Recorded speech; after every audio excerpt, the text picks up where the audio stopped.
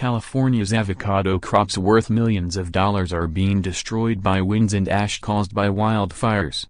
Industry experts say that the raging Southern California wildfires are now destroying the state's precious avocado crop. "We've lost at least several hundred acres of avocados, probably more," Research Program Director for the Californian Avocado Commission Tim Spann told AgNet West. It's estimated that more than 132,000 acres of land in Ventura County have been blackened by the wildfire, named the Thomas Fire. Experts told Reuters that while the majority of the family-owned avocado orchards have not been engulfed in flames, the crops have likely suffered in massive ways from the hot Santa Ana winds coming out of the desert. The winds, which are gusting up to 80 miles per hour, are said to be ripping the avocados off tree branches.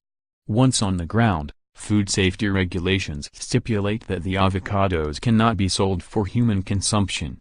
A lot of that fruit everybody was looking forward to harvesting next year is laying on the ground, Chief Executive of the Ventura County Farm Bureau, John Christ, told Reuters. According to Ben Faber, a University of California farm advisor in Ventura, where 90% of America's avocados are grown, avocados are usually harvested in February and March, with full-size avocados beginning to appear in December, attached to trees by long stems, making them more vulnerable to the desert winds. Even if the avocados doesn't appear to be scorched, damage could still be present in the form of internal heat damage or sunburn resulting from the loss of the tree canopies. Additional fire-related crop damage could have an impact on America's multi-million-dollar avocado industry for a year or more. It's thought that the crop will also be affected by the thick coating of ash that the fires leave behind. The ash would interrupt the work done by insects that hunt pests that feed on avocado trees. That's going to cause a disruption to the biocontrols that's going to go on for a year or more. So the impact of the fires is not all immediate, Faber said. Ventura's lemon crop is also expected to suffer from the same issues. 80% of the nation's lemons are grown in Ventura County, however the lemons may fare slightly better than the avocados in the end, due to there being a lighter fruit grown on a shorter, sturdier stem, experts say. Experts do not expect avocado prices to rise due to the wildfire damage, since Ventura's crops represent only a portion of the worldwide production. Most avocados are grown in Mexico and South America. In August 2017, reports surfaced that avocado prices rose in the U.S. due to a poor harvest in both the U.S. and Mexico the previous year. Still, 2016's avocado harvest produced a crop worth in excess of $400 million, reports BBC News. Fire crews in Southern California are rushing to contain devastating wildfires, with dry desert winds expected to intensify over the weekend. Over the past week, 6 major wildfires have killed at least one person, destroyed hundreds of buildings, forced more than 200,000 people to flee and choked the air across much of the region. California Governor Jerry Brown will survey the destruction of the state's devastating wildfires on Saturday.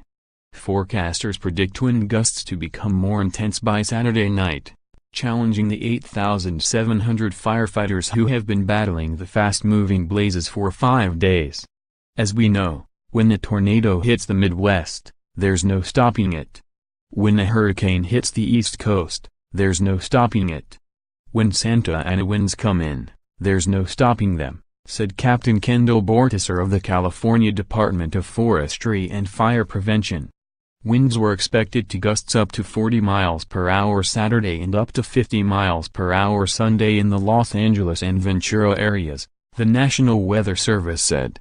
The winds potentially put the fires that are currently burning at risk of spreading, said Lynn Tolmakoff, spokeswoman for CAL FIRE. The fires have taken people by surprise over a large swath of Southern California since the biggest fire broke out Monday evening in Ventura County. There, the only death attributed to the fires so far involved a 70-year-old woman who was found dead in a wrecked car on a designated evacuation route in the small city of Santa Paula.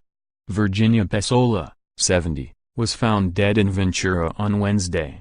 Officials said she had been fleeing the Thomas Fire, the oldest and biggest of the blazes, when she died. 3 people were also burned trying to escape a fast-moving fire that started Thursday 50 miles north of San Diego that overran a mobile home retirement community and a racehorse training facility.